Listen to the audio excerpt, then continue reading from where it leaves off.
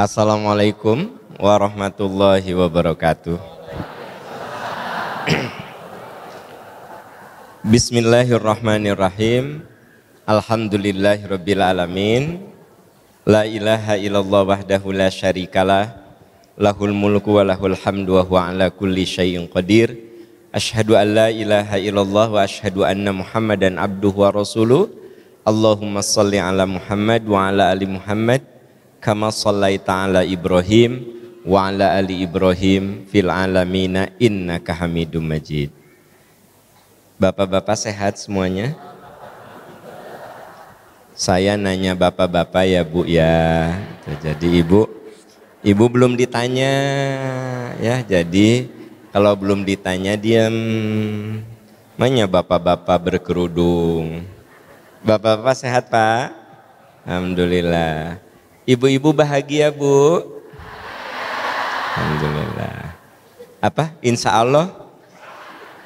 Nah kalau yang jawabnya insya Allah saya bingung. Insya Allah bahagia apa insya Allah menderita? Bapak Ibu yang Allah muliakan, alhamdulillah hari ini kita oleh Allah diberi takdir yang baik. Karena begini, manusia itu dalam hidupnya selalu punya rencana. Tapi apa yang kita rencanakan belum tentu jadi kenyataan. Karena ada yang mengatur kita, ada yang menguasai kita, ada yang memberikan takdir kepada kita. Karena itu kalau kita janji, kita bilang apa? Insya Allah. Ustadz, mau ceramah ya di Garut, ba'da asar di Masjid Agung. Insya Allah. Atau Ustadz nuleres lah. Jadi kita mah kalau bilang insya Allah teh jika terpercaya. Padahal insya Allah itu kalimat untuk menunjukkan saya punya rencana, saya akan berusaha, saya akan berjuang. Tapi apakah itu rencana bisa berwujud? Kembali kepada kuasa Allah Subhanahu wa ta'ala. Saya yakin ada di antara bapak atau ibu yang sudah berencana ke sini, tapi sampai detik ini belum hadir. Mungkin tiba-tiba pas mau pergi teh datang mertua di Garut.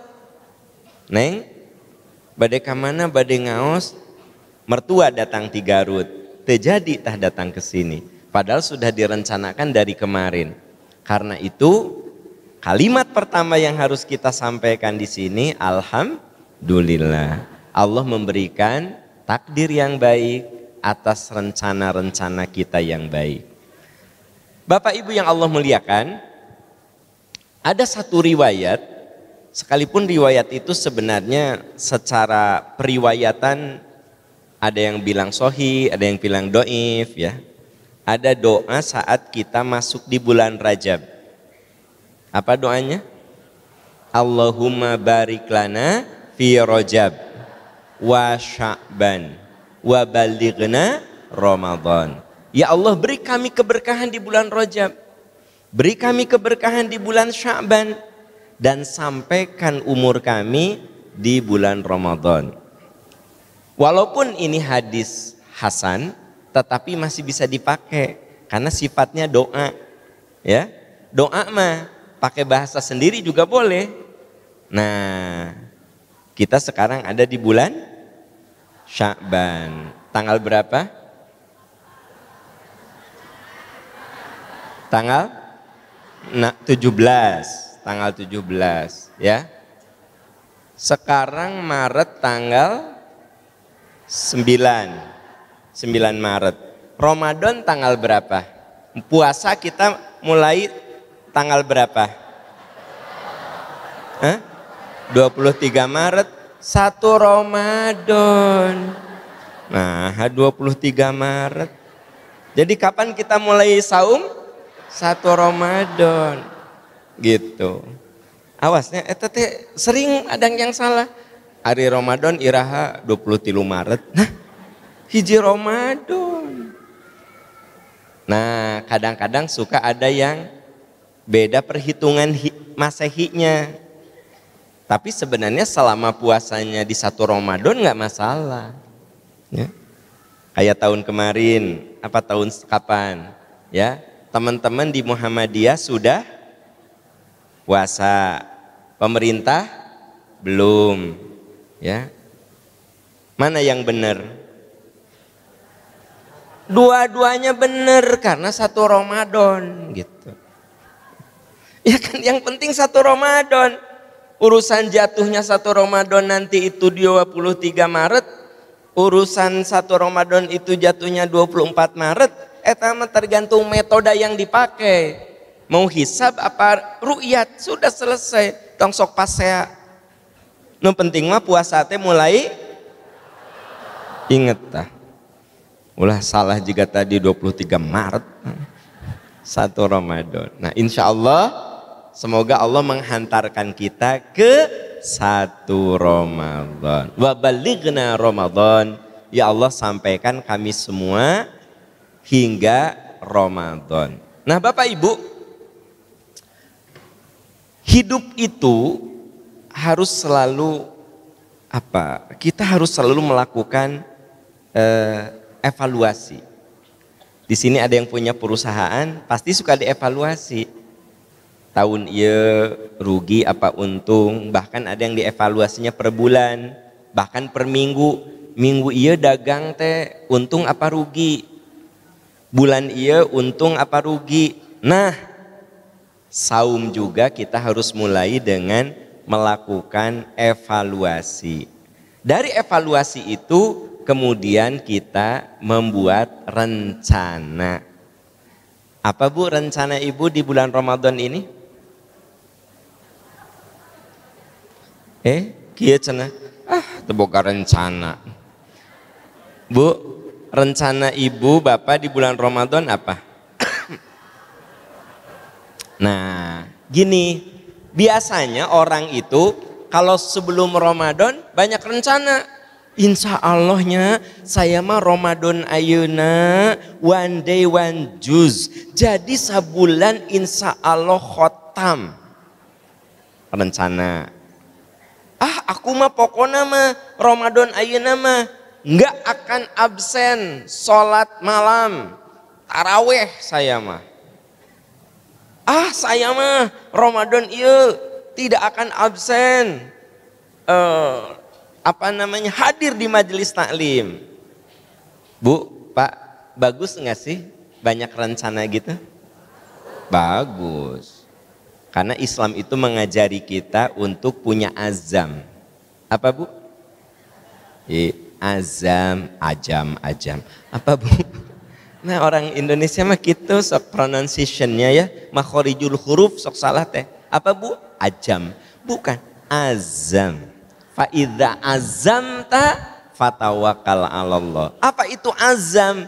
Azam itu cita-cita bagus. Nah, kita di Ramadan ini harus punya cita-cita. Cita-cita yang bagus. Tapi ada tapinya. Cita-cita itu hati-hati. Kudu realistis. Kalau ibu sudah rutin sebulan 3/4 juz, engke Ramadan insya Allah ya sabulan sajuz. Kalau ibu bapak sudah rutin sabulan teh 20 juz, insya Allah Ramadan 30 juz. Masuk akal nggak?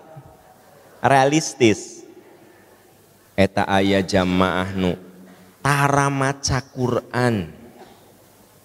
Ujug-ujug Ramadan insya Allah one day one juz.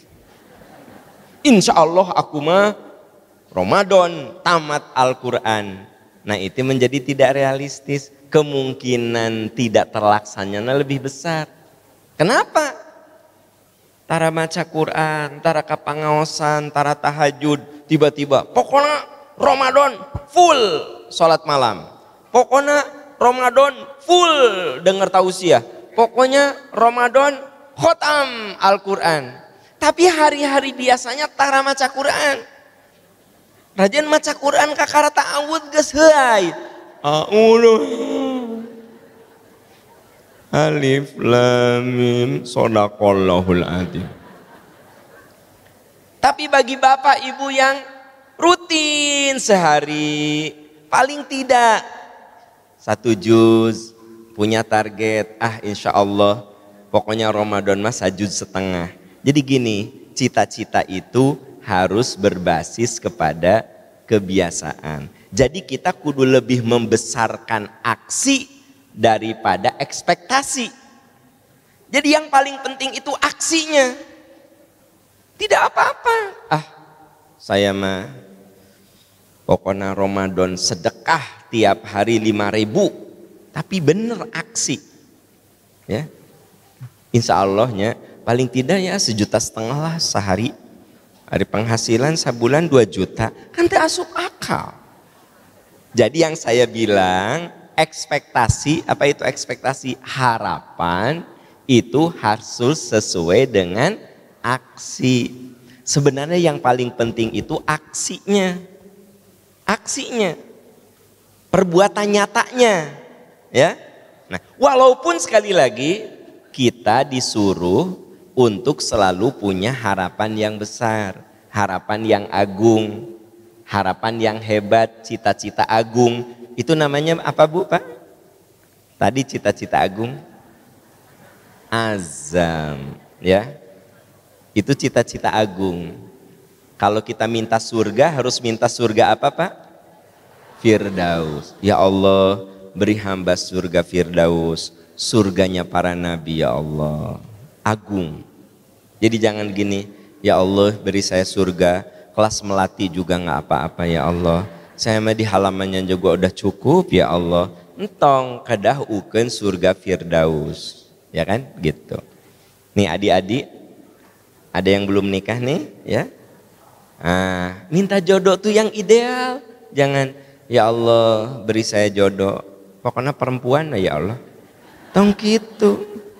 Ya Allah beri saya istri yang solehah, yang cerdas, yang kaya. Ibu bapaknya udah tua sekali dan punya perusahaan banyak ya Allah. Dan dia itu anak tunggal ya Allah. Gitu. Nah, pokoknya mau ngadoa teh kudu ideal gitu. Kan Bu, mana yang paling menyenangkan? Punya suami kasep, pinter, beunghar, soleh, ibu bapana beunghar pisan, anak tunggal jeung ibu bapana teh geus karolot pisan. Dengan nikah suami yang tidak terlalu pintar alias bodoh, 18 bersaudara gitu. Ibu bapaknya miskin pisan kan gitu. Sok, yang mana? Maksud saya enggak lagi cerita hidup mah kudu minta yang ideal gitu. Apa yang Allah berikan ya kita terima. Jadi tetap kita harus punya cita-cita agung, punya cita-cita hebat, punya cita-cita besar. Tetapi cita-cita ekspektasi itu coba lebih realistis, lebih melihat apa yang sekarang capaian-capaian yang sudah kita tempuh itu apa. Dan saya lihat di sini kan capaiannya beda-beda, ya. Tapi saya lihat di sini rata-rata ahli tahajud, saya lihat di sini. Iya, kelihatannya ya. Jadi Anda mah kayaknya tahajudnya udah rutin jam 3 bangun, terus tahajud sampai jam 4. Terus bapak-bapaknya teh terus ke masjid, ya kelihatannya gitu. Tapi wallahu a'lam aslina. Wallahu a'lam aslina. Ibu-ibunya juga begitu. Nah, kalau level bapak-bapak dan ibu yang yang azamnya sudah dahsyat, amalannya sudah dahsyat, sayang apabila tidak dinaikin lagi target-target yang kita lakukan. Jadi di Ramadan ini sesuai tema yang ada bahwa bagaimana kita mempersiapkan diri menjadi tamu di bulan Ramadan. Ramadan pasti datang. Pasti enggak? Tapi kita belum tentu hadir di situ. Ramadan pasti datang nggak? Pasti. Kapan mulainya? 1 Ramadan. 20 tilu. Tadi geus di bejaan. Ya. Ramadan pasti datang. Kapan mulainya? 1 pasti. Tapi kita belum tentu hadir di situ. Belum tentu loh Pak. Tapi Ramadan mah pasti hadir.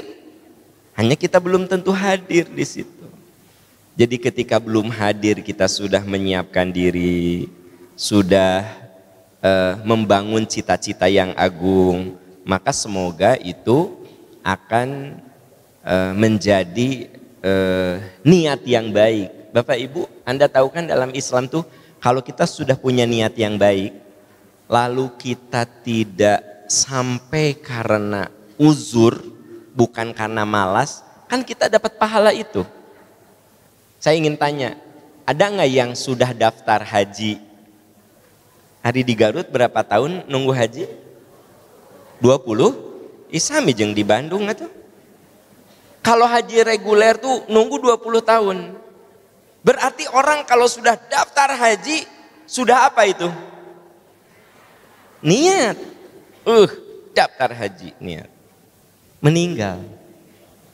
Orang seperti itu belum berhaji, tapi dia dapat pahala haji. Karena apa? Tos niat. Niat nanti bukan cuma sekedar niat, tapi mayar. Berarti kan itu itikad yang luar biasa. Saya mau haji, daftar, mayar. Belum waktunya saya dipanggil oleh Allah, saya dapat pahala haji. Ya. Bapak Ibu mau tidur, niat, saya mau tahajud. Ternyata kebablasan, tidur, kecapean. Bangun-bangun azan subuh, dapat pahala enggak? Dapat, kalau sesekali. Ini mah unggal wengi, insya Allah tahajud. Karales, insya Allah tahajud. Karales, insya Allah tahajud. Karales. Cek malaikat tenaon tabeat eta mah. Tapi ada orang yang memang dia rutin tahajud. Satu saat dia tertidur. Nah, dia tetap dapat pahala itu. Mirip seperti orang yang biasa saum Senin Kamis. Senin Kamis. Satu saat dia sakit. Duh Ustadz, saya teh sok asa lebar tehnya. Tapi dah sayanya lagi nggak enak badan, nggak sehat. Kata dokter jangan puasa dulu. Maka ibu itu sekalipun dia tidak puasa, karena niatnya puasa tapi dia tidak puasa karena uzur, dia tetap dapat pahalanya. Nah itu dahsyatnya dalam ajaran Islam, bahwa kita semua kenapa harus menyiapkan diri dengan niat yang agung, dengan niat yang hebat, karena sesungguhnya setiap niat yang terbersit dalam diri kita, sekiranya itu tidak terwujud, dan bukan karena malas tapi karena uzur syar'i, ya, maka Allah akan memberikan pahala kebaikan terhadap orang itu. Ramadan pasti datang, tapi kita belum tentu hadir di situ. Andai Allah menakdirkan waktu kita tidak sampai ke Ramadan, tapi kita sudah punya niat-niat yang agung, niat-niat yang bagus, rencana-rencana yang bagus di bulan Ramadan, maka Allah akan mencatat pahala kebaikannya. Man jaa bil hasanati falahu asyru amthaliha. Surat Al-An'am ayat 160. Siapa yang melakukan kebaikan, Allah lipat gandakan 10 kali. Di dalam kajian tafsir, bahkan orang itu belum melakukan, Allah lipatkan 10 kali lipat. Kalau tidak melakukannya itu karena alasan syar'i, karena uzur syar'i, begitu. Ya. Nah, jadi pertama kita harus punya cita-cita yang agung. Bapak Ibu saudara-saudaraku sekalian, manusia dilihat dari kualitas waktu ada 4 kelompok. 1, syarrun nas. Siapa syarrun nas? seburuk-buruk manusia adalah su'ul bidayah wa su'ul khotimah. Orang yang awal kehidupannya buruk, tengahnya buruk, sampai mati buruk. Na'udzubillah, syarrun nas, seburuk-buruk manusia. Semoga anak cucu kita dijauhkan dari hal itu, dilindungi hal itu, ya. Nah, itu syarrun nas. Yang kedua, abghadun nas. Abghadun nas itu manusia yang paling merugi. Siapa? Husnul bidayah wa su'ul khotimah. Awal hidupnya baik, lurus, lempeng, soleh. Entah kenapa dengan perjalanan waktu bukan makin soleh, makin jauh dari agama, makin jauh, makin jauh, makin jauh. Ketika Allah memanggilnya, dia benar-benar jauh dari ajaran-ajaran agama. Itu manusia yang paling rugi. Jadi awal hidupnya bager, soleh, lempeng, tapi kemudian dengan perjalanan waktu pelan-pelan berbuat dosa, berbuat maksiat, sampai sholat sering dilalaikan, lama-lama sholat ditinggalkan, terus. Nah, itu orang yang paling merugi. Nah, yang ketiga adalah manusia yang paling beruntung, arbahun nas. Siapa dia? Orang yang su'ul bidayah, awal hidupnya buruk, wa husnul khotimah, tapi ujungnya baik. Ya. Bapak Ibu, bisik gitu di sini yang ada yang punya masa lalu buruk ya. Saya coba lihat ada berapa kira-kira. Banyak kan ibu-ibu Pak saya lihat ya gitu. Jadi masa lalu kurang bagus. Ya. Tapi alhamdulillah sekarang makin soleh, makin soleh, makin soleh, makin soleh. Begitu Allah memanggilnya, dia di puncak kesolehan. Itu manusia paling beruntung. Dan Anda tahu, ada ahli surga dari kelompok ini. Ada ahli surga. Bukan amin, maksudnya saya lagi cerita gitu loh. Bu amin teh kalau saya doa amin. Jadi kudu nyambung ari amin teh. Maksud saya gini denger Anda mah cananon geus amin dengerin dulu. Maksud saya ada ahli surga dari kelompok ini di antara para sahabat. Di antaranya Umar bin Khattab su'ul bidayah, awal hidupnya buruk. Sampai di dalam sirah Ibnu Hisham dikatakan Umar itu tipe orang yang gak pernah nangis. Tapi setelah masuk Islam malam-malam suka nangis. Pembantunya bertanya, Tuan, saya ini melayani Tuan. Tuan tuh tipe orang yang gak pernah nangis. Tapi kenapa sekarang setelah masuk Islam Tuan teh juga cengeng gitu? Gampang cerik. Apa kata Umar? Aku ingat dosa-dosaku. Semua dosa udah aku lakukan. Kalau aku sholat, aku ingat dosa-dosa itu. Aku menangis. Biarlah tangisanku menjadi saksi atas rasa penyesalanku atas dosa-dosa itu. Dan Anda tahu Bapak Ibu, Umar bin Khattab termasuk al-ashrah al-mubasysyaruna bil jannah. Salah satu dari 10 sahabat yang diberi kabar gembira akan masuk surga. Pertanyaannya, apakah Umar dari muda sudah soleh? Enggak. Itu manusia yang paling beruntung. Bahkan kita tahu bahwa Umar itu sampai menjadi salah satu khalifah setelah Rasulullah wafat. Padahal masa lalunya buruk. Nah, kalau di antara kita ada yang punya masa lalu buruk, ya yang saya lihat tadi ada beberapa ya.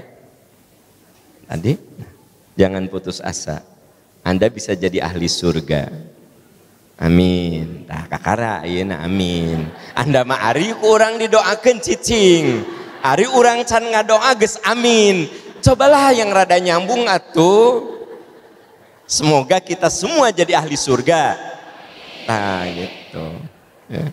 Sekalipun masa lalu kita buruk, semoga kita semua jadi ahli surga. Amin ya rabbal alamin. Jadi ada ahli surga itu yang masa lalunya buruk, tapi dia berubah pelan-pelan. Benar-benar dia jadi ahli surga. Nah itu manusia arbahun nas, manusia yang paling beruntung. Dan ada lagi manusia yang kategorinya khairun nas. Siapa khairun nas? Yaitu orang yang husnul bidayah wa husnul khotimah. Awal hidupnya dari mulai balik, dari mulai masa muda, soleh, makin tua, makin soleh. Ketika meninggal, dia sedang di puncak kesolehan. Semoga kita semua termasuk kelompok seperti itu. Nah, betul kalau itu ya. Nah, jadi manusia yang paling bagus itu dari muda teh soleh. Saya lihat alhamdulillah ada anak-anakku sekalian, ada adik-adikku, anak-anakku yang masih muda-muda. Tahu nggak? Ibadah yang paling bagus itu ketika kita kuat. Makanya di dalam hadis Sahih Bukhari dikatakan sab'atun yudhilluhumullahu yauma la dhilla illa dhilluh. Ada 7 kelompok manusia yang pasti ditolong oleh Allah. Salah satunya adalah syabun nasya'a fi ibadatillah. Anak-anak muda yang dekat dengan Allah. Jadi kalau ada adik-adik yang masih muda-muda, rajin kapangaosan, dosa maksiat dijauhi, ibadah dijalani, Allah tuh lebih suka kepada anak-anak muda yang soleh dibanding dengan orang yang sepuh soleh. Punten ya Pak ya, yang sepuh. Sebab kalau orang udah 70 tahun soleh, nya wajar atuh geus 70, naon deui. Nah, ya. Tapi kalau ada yang sepuh, sekarang usia sepuh, soleh, dan dari muda soleh, itulah yang paling hebat. Jadi dari muda sudah soleh, terus makin tua makin soleh, itu yang disebut dengan khairun nas. Lalu ada tambahan, bukan hanya soleh dari muda sampai dengan tua, sampai wafat. Ada satu catatan lagi, anfa'uhum linnas. Dia pun banyak memberikan kemanfaatan kepada manusia. Jadi saudara-saudaraku tercinta, saya dan kita semua ada 4 kemungkinan itu. Kemungkinan pertama syarrun nas, nggak ada di sini saya lihat ya. Seburuk-buruk manusia nggak ada di sini. Apa? Abghadun nas, manusia rugi, insya Allah di sini nggak ada. Di sini mah cuma ada 2 tipe manusia saya lihat. Arbahun nas, manusia beruntung. Nah, yang masa lalunya buruk tapi alhamdulillah sekarang udah soleh, ya sejak COVID kemarin mulai soleh. Nah, tapi kan nggak masalah, ya kan gitu. Dan juga yang sejak muda sudah soleh. Jadi pilihan kita cuma 2. Bagaimana kita menjadi orang beruntung dan bagaimana kita menjadi orang yang terbaik. Itu kembalinya kepada siapa? Kepada diri kita. Karena hidup itu pilihan. Life is a choice. Hidup itu pilihan. Saya ingin tanya, Bapak Ibu datang ke sini pilihan bukan? Aya ibu-ibu nu tos diajak teh, Bu ngaos mangga ti payun. Ya. Aya teh Bu nu sok kitu, mangga ti payun. Ibu ngaos insya Allah mangga ti payun. Eta geus 3 tahun mangga ti payun, mangga ti payun. Kenapa? Dah hatinya, choice-nya, pilihannya tidak itu. Hidup mah pilihan Pak Bu. Ya. Sekarang orang bisa bangun jam 3 tahajud, itu pilihannya. Karena ada juga orang yang bangun jam 3 pipis bobo deui. Aya di nu kitu. Gitu. Ya kan? Kabayang teu ka kamar mandi pipis cer. Ya. Wih deui kana tempat tidur bobo deui. Berarti dia tidak memilih, padahal cek urangnya tinggal muka keran wudu gitu. Henteu teh mah cer asup di ke kamar bobo, berarti pilihannya memang bukan tahajud. Makanya orang jadi orang soleh itu pilihan dia sebenarnya ya. Bahkan ada orang yang begitu terasa bangun jam 3 matanya berat, tapi karena pilihannya tahajud dia bangun, dia wudhu gitu. Jadi hidup mah pilihan. Makanya Bapak Ibu datang ke sini itu Anda memilih. Tapi pilihan Bapak Ibu jangan lupa ada pertolongan Allah. Makanya kata Nabi SAW, idza aradallahu bi abdin khairan faqahahu fiddin. Bila Allah akan memberikan kebaikan pada seseorang, Allah tumbuhkan, munculkan semangat belajar agama. Biarin, ada yang bingung kan, kenapa ibu-ibu kok banyak ke pengajian? Kan aya nu bingung gitu. Saya gak aneh, ya jelema geus kolot masih bingung. Kenapa kok ibu-ibu tuh ke pengajian? Kenapa? Bu, jadi ibu jangan kieu.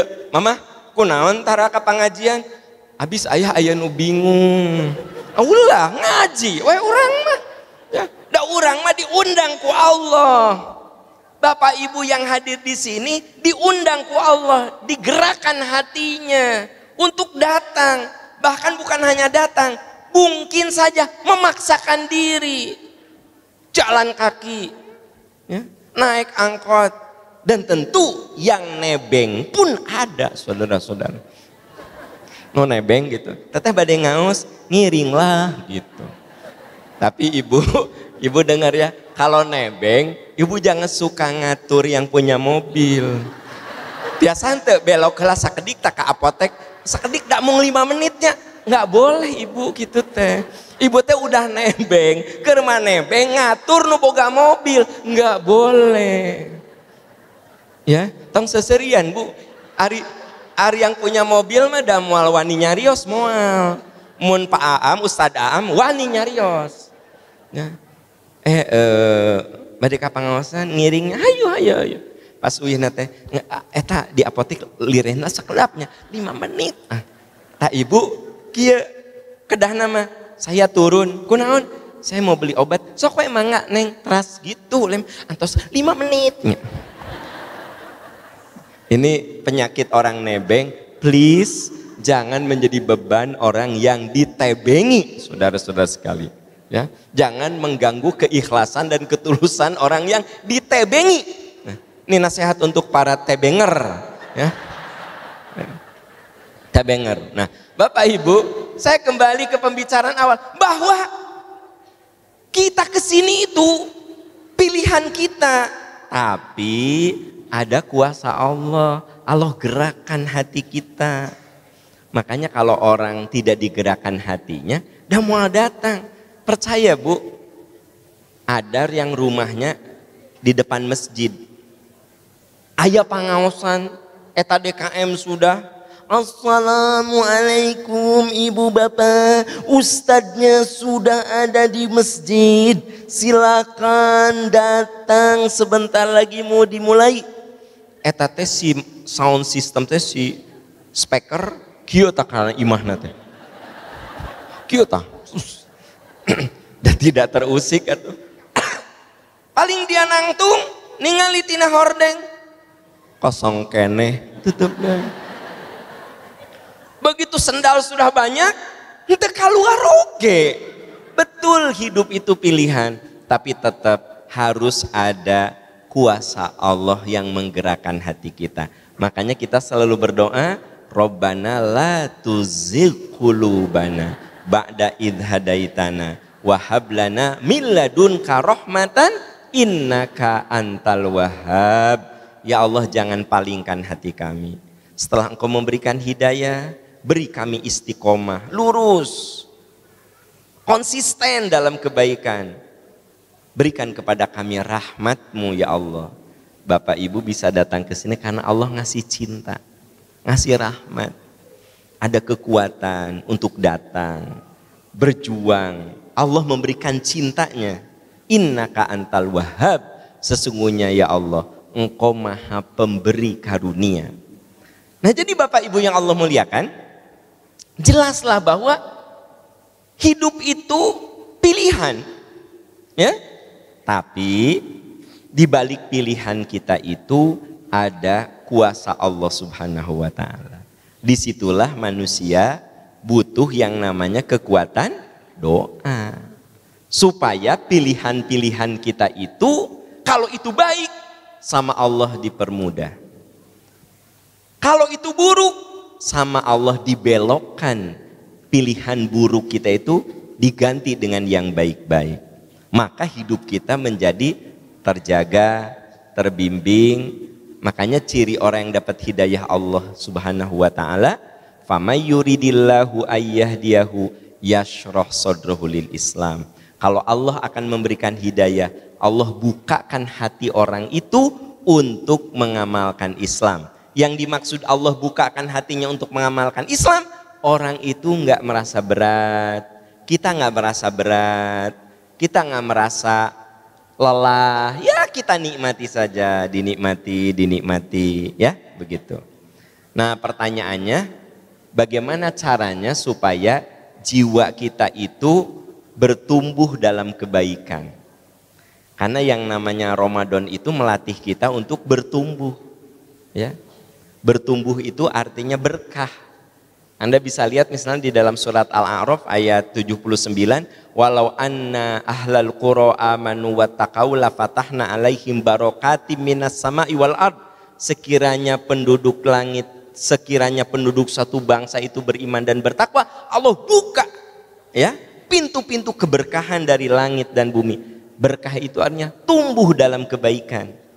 Makin tua, makin soleh, makin dekat dengan Allah, makin rajin tobat, makin rajin muhasabah. Kalau ada rezeki, makin rajin berbagi, ya kan? Gitu. Jadi Ramadan itu harus membawa kita menjadi pribadi yang berkah, yang bertumbuh dalam kebaikan, ya. Saya istirahat dulu ya, udah 50 menit saya ngomong. Istirahat bentar aja ya.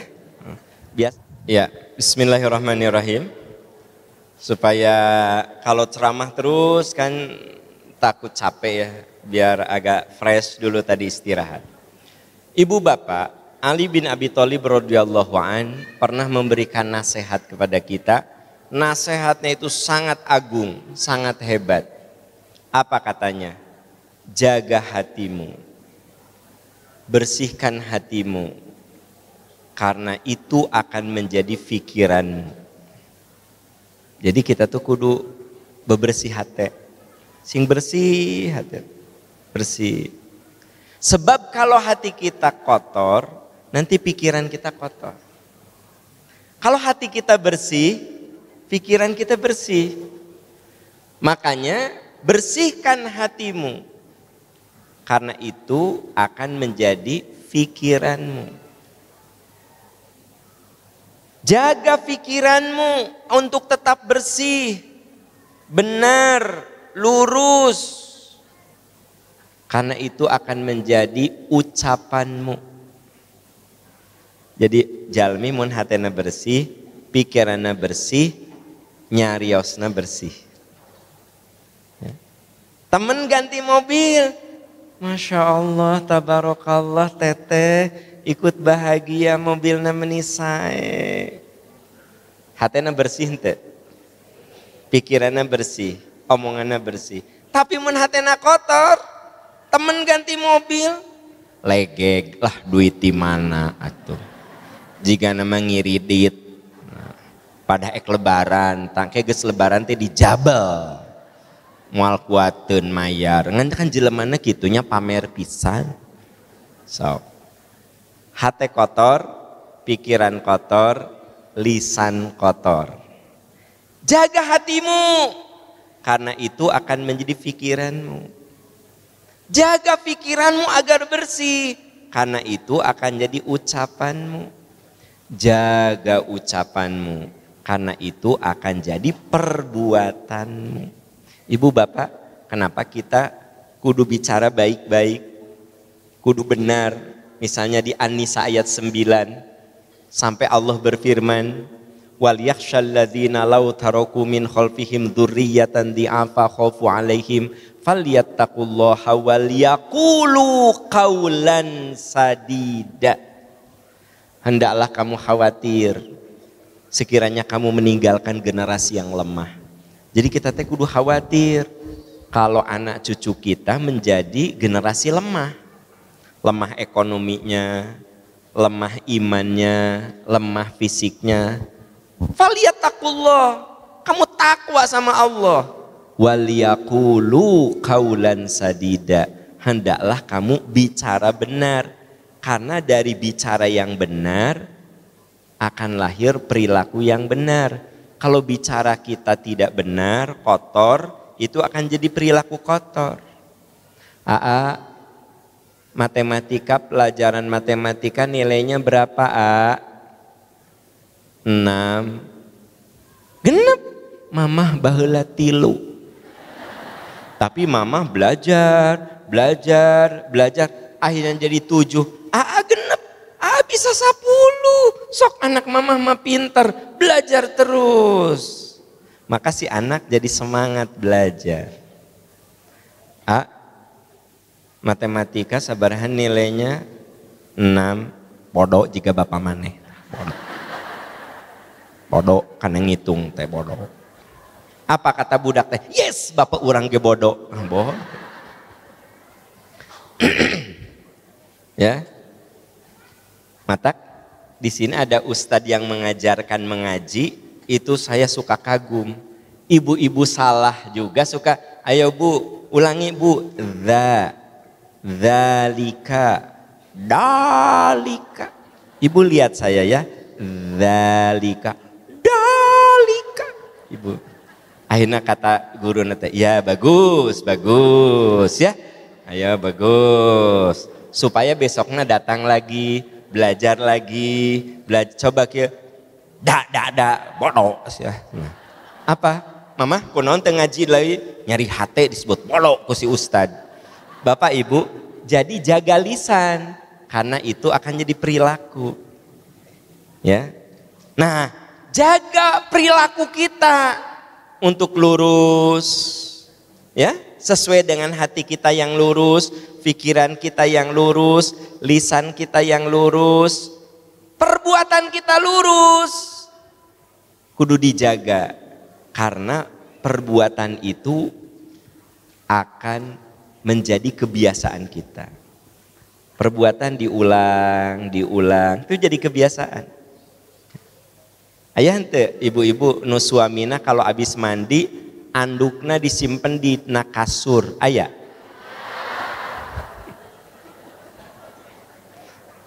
Aya. Itu karena dia dari kecil kalau habis mandi disimpen di kasur. Nah, ku ibu nate tara ditegur, ibu nu nyanak simpen. Besoknya anak itu mandi di kasur. Matak ayeuna udah jadi suami ibu anger we, diulang-ulang itu. Dan perbuatan yang diulang-ulang akan jadi karakter. Ya. Jadi urutannya itu begitu bu, hati, pikiran, omongan, perbuatan, lalu diulang-ulang. Itu akan jadi karakter. Kalau ada orang dermawan, itu karena dia berulang-ulang melatih diri untuk dermawan. Terus, nanti lama-lama jadi karakternya. Aya teu di dia bapak-bapak, kalau nggak sholat di masjid teh, asa teu sampurna gitu. Aya. Jadi mun teu ka masjid, asa kumaha gitu. Aya. Kenapa?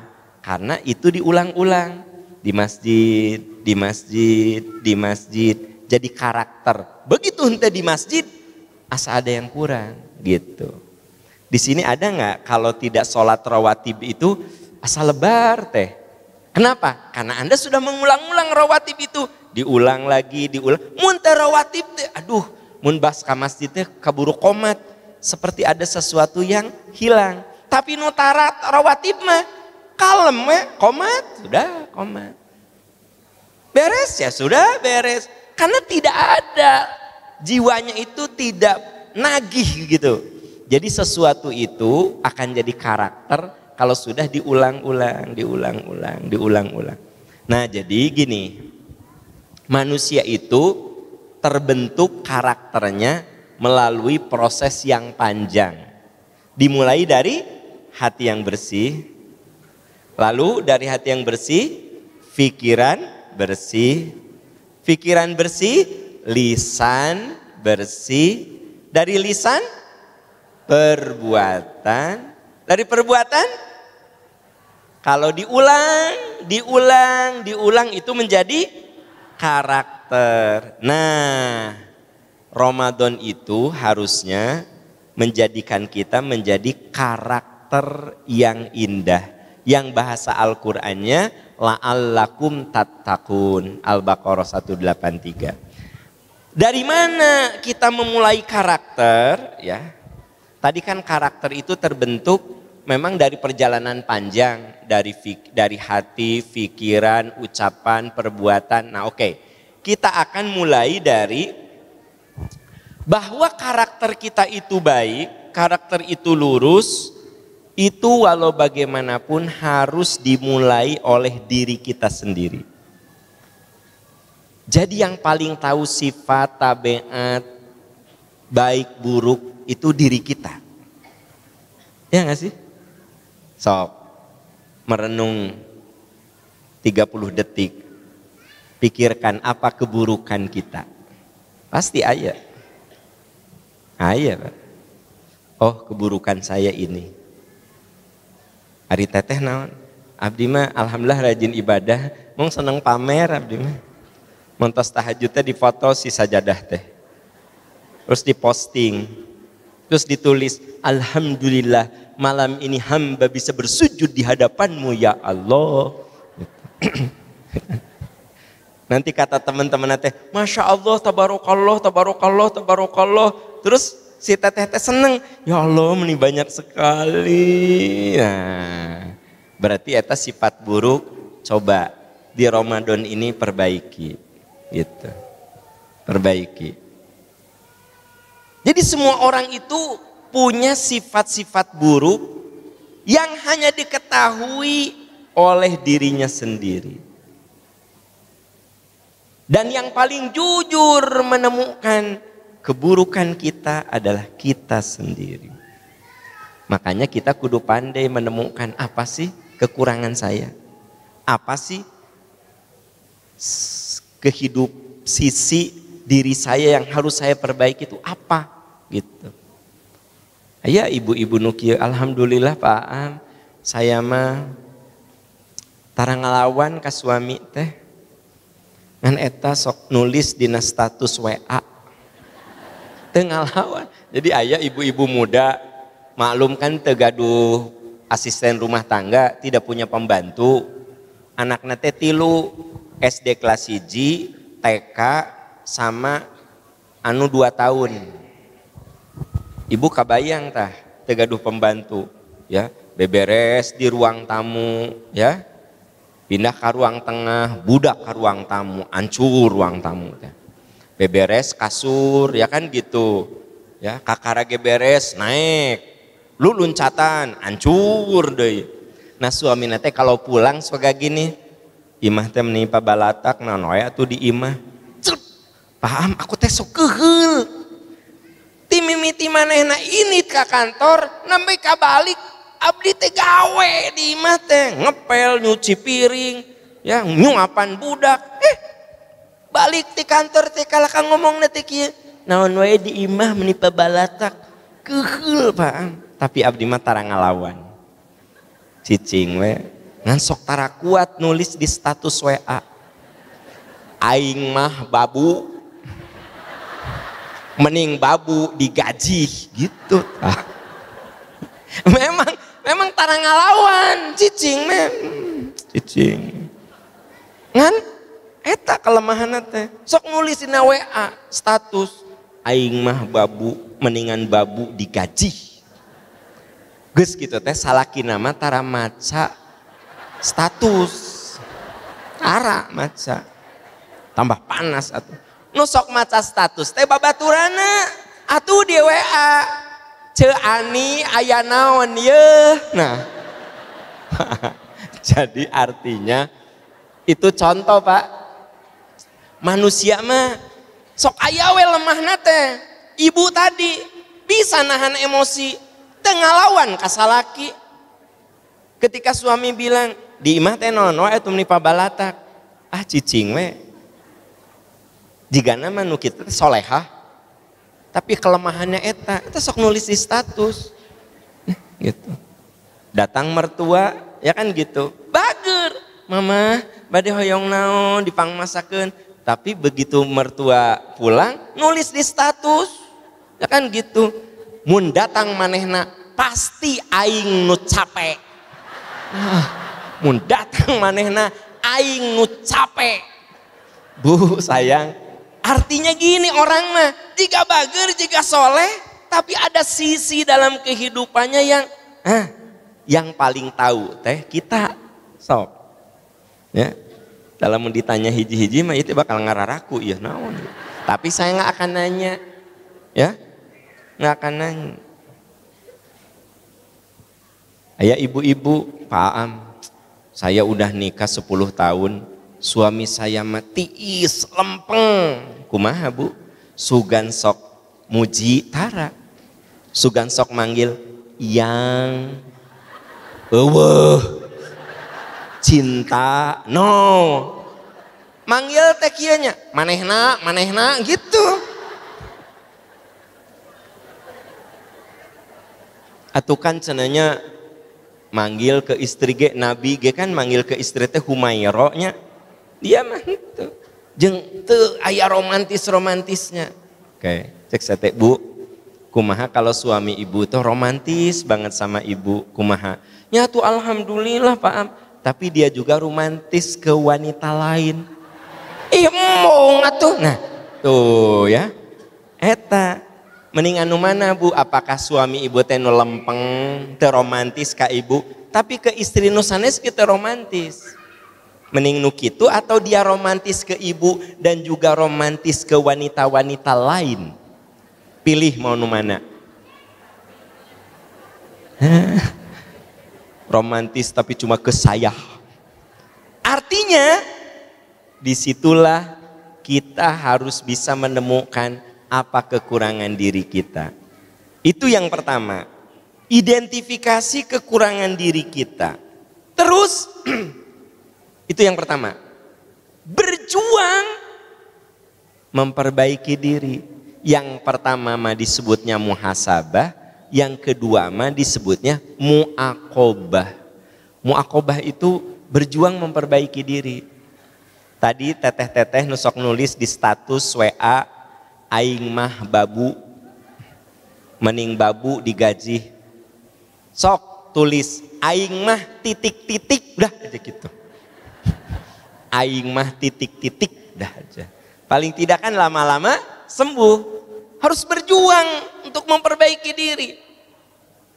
Nah, jadi orang itu soleh sebenarnya harus ada perjuangan dari dirinya. Itu yang kemudian disebut dengan mujahadah. Nah, mujahadah ini terjadi harus ada unsur dipaksakan, dilawan. Yang dilawan apa? Hawa nafsunya. Makanya ada ayat yang mengatakan wa amman khafa maqama rabbih wa nahan nafsa anil hawa fa innal jannata hiyal ma'wa. Adapun orang-orang yang bisa menahan nafsunya, nahan nafsa anil hawa, surgalah tempat kembalinya. Jadi begini Pak, ketika kita akan memperbaiki diri, kita harus melawan diri kita, nafsu kita. Maka wa amman khafa maqama rabbih, siapa yang takut kepada Tuhannya, wa nahan nafsa, nahan hawa nafsunya, fa innal jannata hiyal ma'wa, surgalah tempat kembalinya. Berarti dalam hidup ini kita kudu bisa menemukan apa kekurangan diri kita, lalu kita mujahadah, berjuang memperbaiki kekurangan-kekurangan diri kita. Nah, ketika kita berjuang memperbaiki kekurangan diri kita, kita harus mampu wanahan nafsa anil hawa, berjuang melawan nafsu-nafsu buruk yang ada pada diri kita. Nah, yang satu tadi apa? Muhasabah. Yang kedua, muaqabah, memperbaiki diri. Yang ketiga, apa? Mujahad. Yang ketiga, menahan. Ibu tenan jadi. Satu, muhasabah. Dua, muaqabah, memperbaiki diri. Tiga, apa? Mujahadah dengan bisa mengendalikan hawa nafsu kita. Jadi mujahadah, berjuang untuk mengendalikan hawa nafsu kita. Nah, yang keempat, ad-du'a, mohon kekuatan kepada Allah agar Allah membimbing kita. Ya. Kenapa saya suka katakan doa? Karena walau bagaimanapun manusia itu punya keterbatasan, Pak. Walau bagaimanapun manusia itu punya titik lemah dan hanya Allah yang tahu titik lemah kita, maka kita bermohon, ya Allah, beri hamba kekuatan untuk memperbaiki diri. Ya Allah, bimbing hamba untuk lebih soleh. Ya Allah, jadikan hamba orang-orang yang Engkau cinta, ya Allah.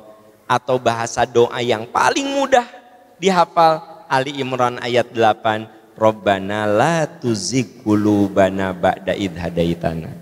Nah, ini semua adanya, kuatnya, dahsyatnya di bulan Ramadan.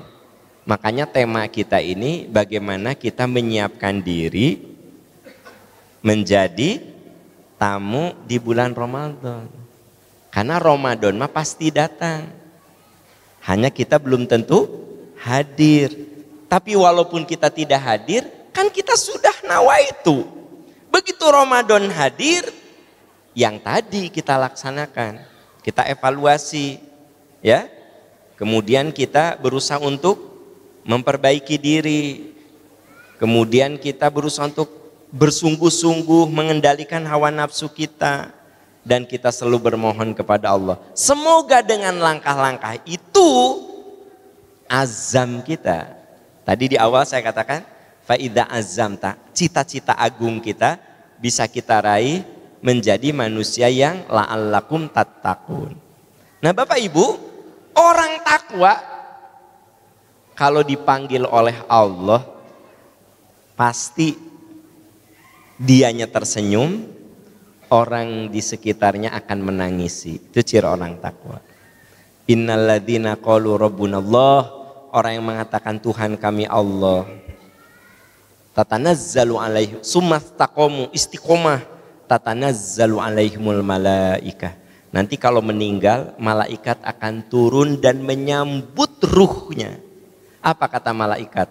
Allah takhafu, jangan takut. Wala tahzanu, jangan sedih. Wa absyiru bil jannatil lati kuntum tu'adun. Bergembiralah, surga menunggu kamu. Nah itu, kalau kita mati dalam takwa itu senyum ruhnya.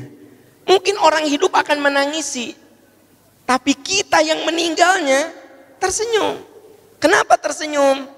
Karena malaikat mengatakan Allah takhafu wa la tahzanu wa absyiru bil jannati allati kuntum tu'adun. Jangan takut, jangan sedih, jangan khawatir, surga menunggu kamu. Nah, semoga Allah menyampaikan umur kita di bulan Ramadan, dan semoga Ramadan ini menjadi Ramadan terindah yang kita nikmati, dan semoga ya Allah Ramadan ini bisa menghantarkan kami ke husnul khatimah. Subhanaka Allahumma wa bihamdika asyhadu an la ilaha illa anta astaghfiruka wa atubu ilaik.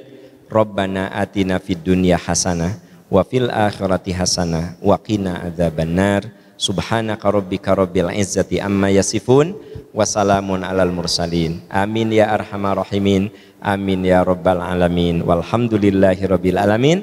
Wassalamualaikum warahmatullahi wabarakatuh.